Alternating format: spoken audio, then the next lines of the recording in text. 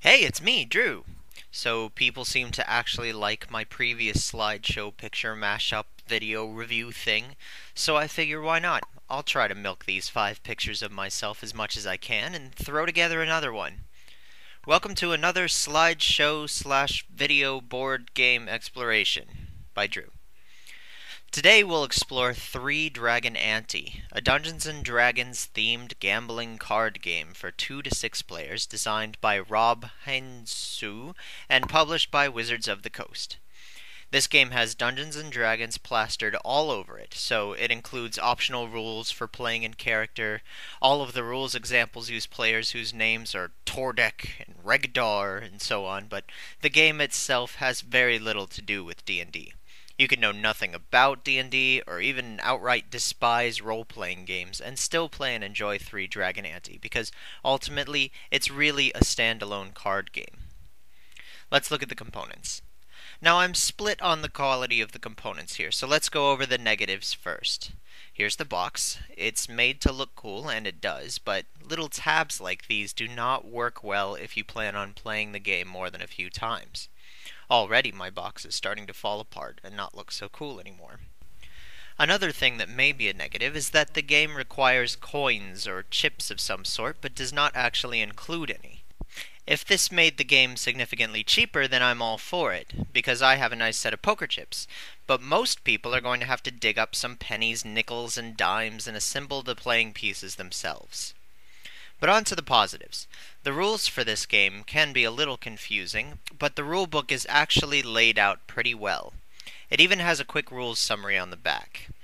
Then there are the cards. I love these cards. They're bigger and narrower than your normal deck of cards, and the style and artwork is fantastic for the theme. It really does look like the sorts of cards that you might see a group playing with in a tavern in some fantasy village. Okay, let's look at the cards in detail. There are 2 rules summary cards, which is nice, and then 70 cards you'll be playing with. These cards have a few common features. They have a number, which is their strength. They have what type of creature they are, and whether they're good or evil. And finally, they have some special text, which is their power. So this one has a strength of 6, it's an evil green dragon, and its power says that the opponent to my left has to give me either a weaker evil dragon or pay me 5 gold. 60 of the cards are the normal dragon cards. There are 6 dragons in each of the 10 colors, with strengths ranging from 1 to 13. Now notice that the strengths are not evenly distributed. The green dragons have a strength of 1, 2, 4, 6, 8, or 10, while the black dragons right next to them have a strength of 1, 2, 3, 5, 7, or 9. Every color of dragon has its own distribution, but they all fall within the range of 1 to 13. In addition to the normal dragons, we have 3 special dragons. There's Tiamat, the evil dragon god, and Bahamut, the good dragon god, and the evil Dracolich.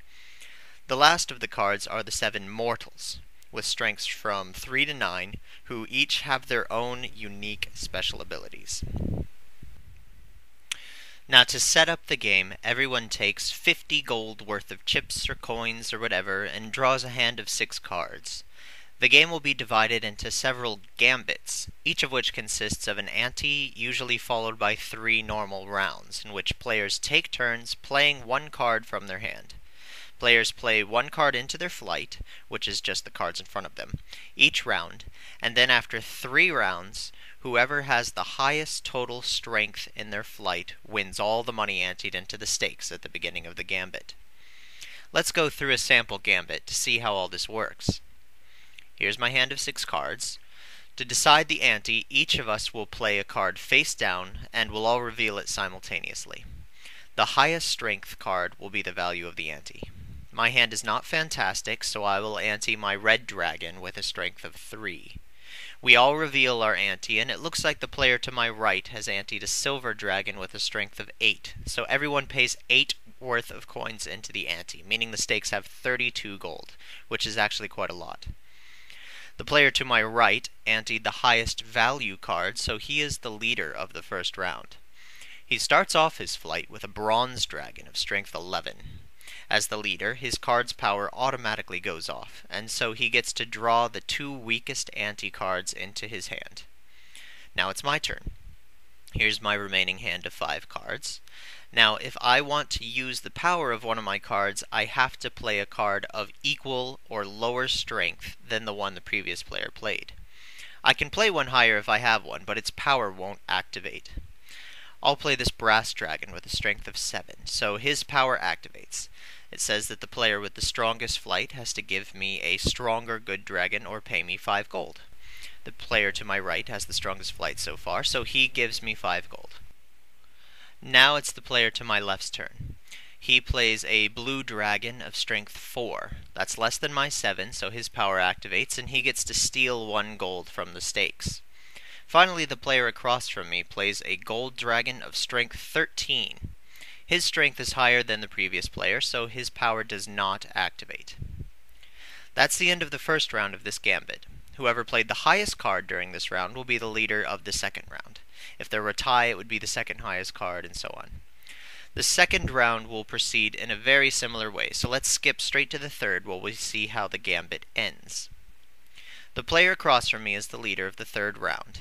He starts by playing a gold dragon of strength 9.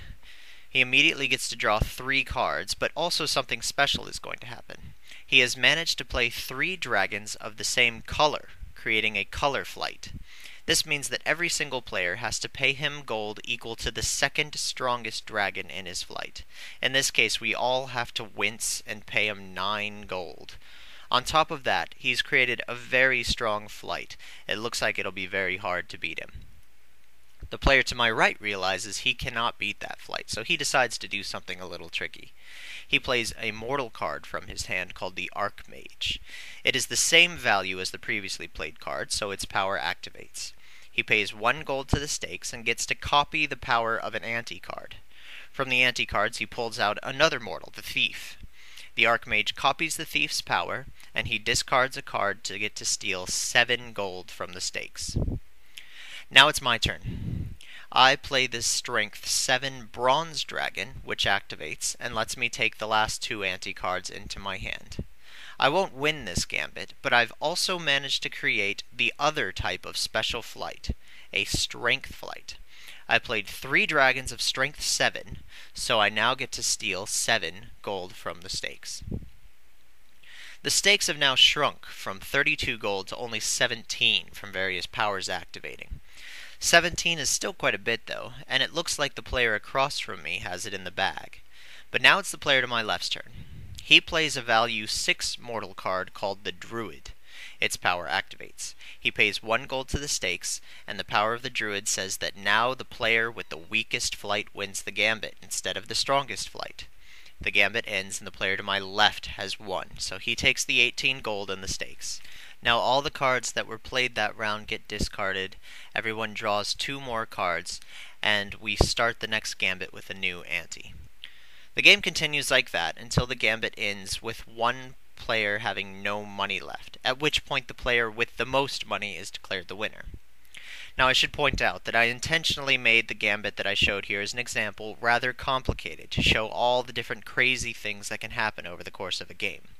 Most gambits are actually much simpler than that, with players either playing as high strength cards as they can to win the stakes, or playing low strength cards with useful powers to steal gold and draw cards to be used later.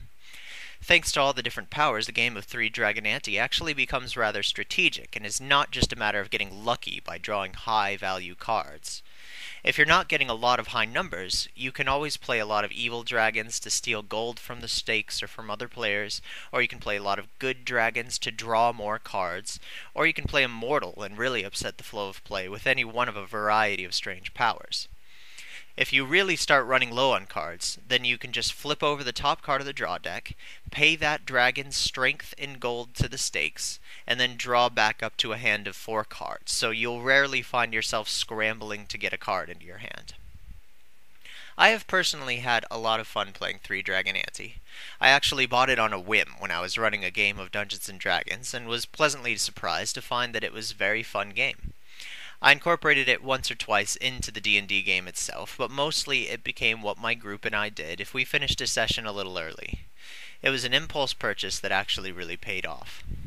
I do have a couple of caveats though. Although you can use strategy over several turns, most individual turns will be left to chance. Also, this is a game that can take a long time, with people's money going from one person to another and back again several times before anyone actually runs out. If you're the type of person that likes playing poker or blackjack, then you're used to these types of problems, and that's the sort of game they were going for anyway. But if you really like elegant Euro games or abstract strategy games, this might not be the game for you. Well, I hope I've helped you determine if this is the kind of game you'd enjoy playing with your gaming group. Be sure to watch for updates, as next time I do one of these videos, I plan on introducing an entirely new picture of myself. Bye-bye.